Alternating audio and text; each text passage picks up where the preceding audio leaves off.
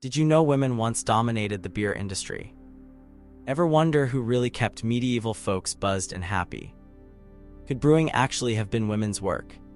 Number 5. When women ruled the beer world. Picture this, a bustling medieval street where women are the undisputed queens of beer production. Shocking, right? In medieval England, brewing wasn't just a man's game, it was primarily women's work. These female brewers, known as alewives, were absolutely essential to medieval society, creating one of the few safe beverages available at a time when water could kill you faster than the plague. Alewives weren't just making drinks in their spare time. They were running serious business operations from their homes, transforming their kitchens into mini breweries where they crafted the beverage that kept medieval society functioning. Every village and town had its share of these brewing women, recognizable by the ale stake, a pole with greenery attached, they would place outside their doors when a fresh batch was ready for sale. The brewing process was no simple task. It required careful attention to ingredients, temperature, and timing. Women would gather grain, usually barley, and soak it until it sprouted. They would then dry it, grind it, and mix it with hot water to create a mash. This mixture would ferment with the help of yeast, and voila, ale was born. This wasn't your modern hop-filled beer. Medieval ale was sweeter, cloudier, and had a much shorter shelf life, which meant alewives were constantly brewing to meet demand. Brewing aligned perfectly with women's domestic duties. The same cauldron used for laundry could be used for brewing, and the skills needed, attention to detail, patience, and knowledge of herbs and grains, were already part of women's domestic expertise. Plus, brewing could be done while watching children or managing other household tasks. It was the perfect side hustle for medieval housewives looking to contribute to family income. The economic importance of alewives cannot be overstated. In an age when most women had severely limited economic opportunities, brewing provided a legitimate way to earn money and gain financial independence. Court records show women paying fines, buying property, and even supporting themselves entirely through brewing. For widows especially, brewing could mean the difference between independence and poverty. Number 4. The scandalous reputation of medieval alewives. Ever heard of slut-shaming in the Middle Ages? Alewives faced it regularly. As women in a public-facing business, they were subject to rumors, suspicions, and outright accusations of impropriety. The alehouse, often just the front room of an alewife's home, was a place where people gathered, drank, gossiped, and occasionally got rowdy, and guess who took the blame? Religious authorities were particularly critical. Sermons and religious texts portrayed alewives as dishonest, lascivious women who watered down their ale and led men into sin. The famous Ballad of a Leaner Rumming, written by John Skelton, depicted an alewife as ugly and morally suspect, a common characterization. Even artistic depictions showed alewives being carried off to hell by demons, often alongside other sinful professionals like lawyers. The accusations against alewives were numerous and varied. They were said to use special ale cups with thick bottoms that held less liquid than they appeared to. They supposedly added everything from ashes to chicken droppings to their brews to cut costs. They were accused of encouraging drunkenness, permitting gambling, facilitating prostitution, and generally corrupting public morals. Essentially, alewives became convenient scapegoats for wider social ills. Court records reveal that alewives were frequently fined for breaking ale-related laws. These ale laws regulated price, quality, and measure of ale. While some alewives certainly did break these rules, as did male brewers, evidence suggests they were disproportionately targeted for enforcement. In many towns, ale tasters, officials responsible for checking ale quality, visited female brewers more frequently than their male counterparts. Yet despite this negative reputation, alewives remained central to community life. Their alehouses provided essential spaces for socializing, conducting business, celebrating festivals, and even holding local courts. Even as they were criticized, alewives created vital community hubs that served crucial social functions. People might gossip about the local alewife, but they still showed up at her door when they needed a drink. Number 3. How alewives wielded surprising power. Would you believe medieval women could build political influence through beer? In communities where formal power was almost exclusively male, alewives developed remarkable informal influence. Their businesses put them at the center of community networks and information exchange. Want to know the latest news? Ask the alewife, she heard it all. Alehouses functioned as information hubs where local and national news spread. Alewives, as proprietors of these spaces, controlled access to this information flow to some degree. They decided who could enter, who could stay, and sometimes what could be discussed. This placed them in positions of surprising authority, despite their lack of formal political rights. The economic independence gained through brewing allowed some alewives to exercise control over their own lives in ways uncommon for medieval women. Court records show alewives appearing in court on their own behalf, not through husbands or male relatives, making business arrangements and even employing others. Some successful alewives expanded their businesses, moving from home brewing to operating established taverns. Alewives also wielded power through their essential role in the moral economy of medieval communities. During times of shortage, they were expected to prioritize community needs over profit, selling ale at fair prices rather than exploiting scarcity. Those who violated these unwritten rules faced community sanctions that could damage both their businesses and social standing. But those who navigated these expectations successfully gained significant community respect. The physical space of the alehouse itself gave alewives unique authority.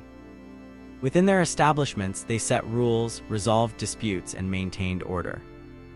They decided when to stop serving patrons, when to close for the night, and how to manage troublemakers. This authority sometimes extended to settling minor community disputes that occurred under their roof, positioning alewives as informal mediators in local conflicts.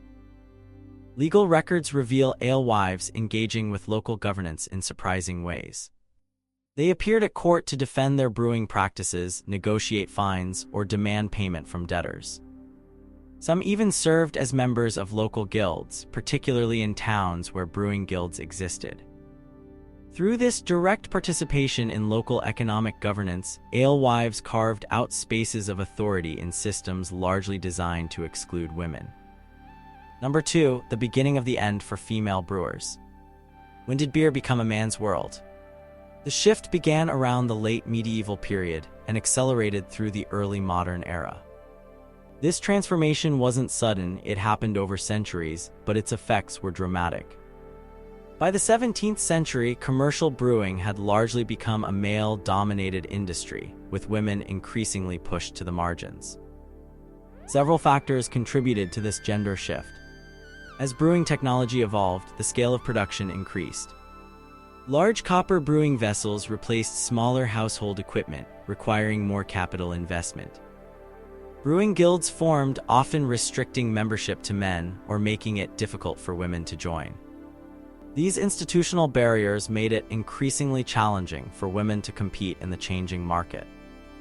The introduction of hops to English brewing in the 15th century marked another significant change.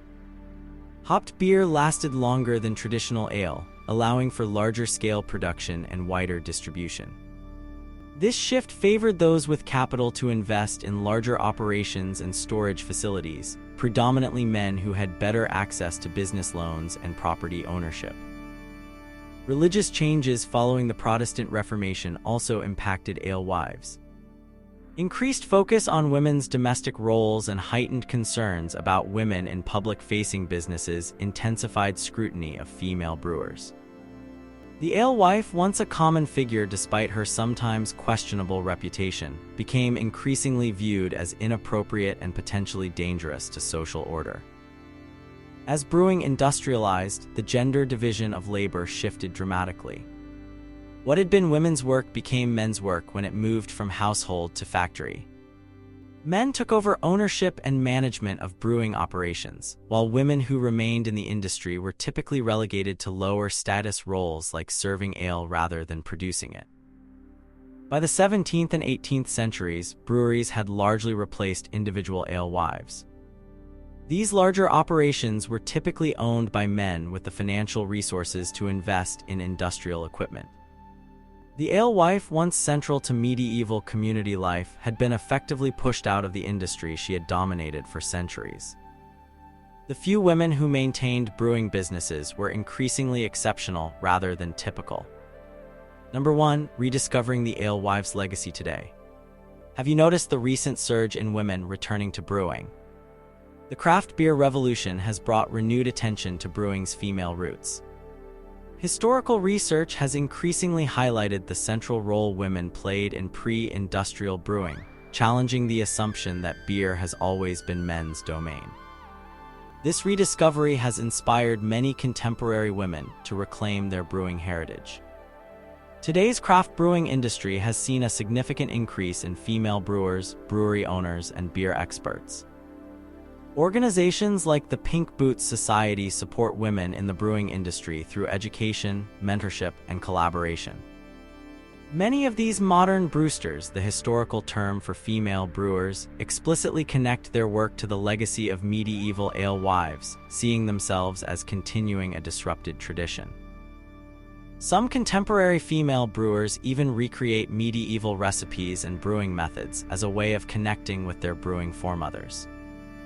Brewing historians and archaeologists have worked to reconstruct these ancient techniques, allowing modern beer enthusiasts to taste something similar to what an alewife might have produced centuries ago. These historical brews serve as tangible links to a largely forgotten female brewing tradition. The alewife story offers important insights into the complex and changing nature of gender roles throughout history. The transition from female-dominated to male-dominated brewing demonstrates how work becomes gendered not because of any inherent gender suitability, but because of changing social, economic, and technological factors. Understanding this history challenges simplistic narratives about traditional gender roles. Museums and historical sites have increasingly incorporated alewives into their presentations of medieval life, recognizing these women's crucial economic and social contributions.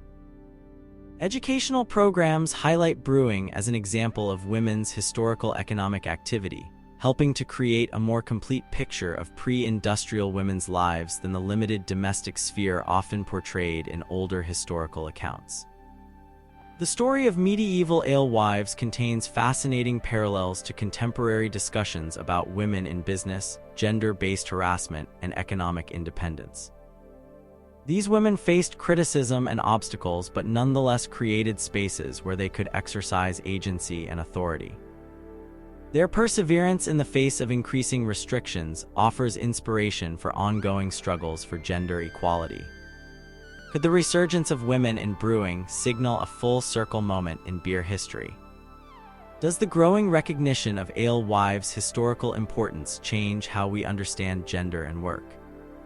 What other female-dominated professions might have similar hidden histories waiting to be uncovered?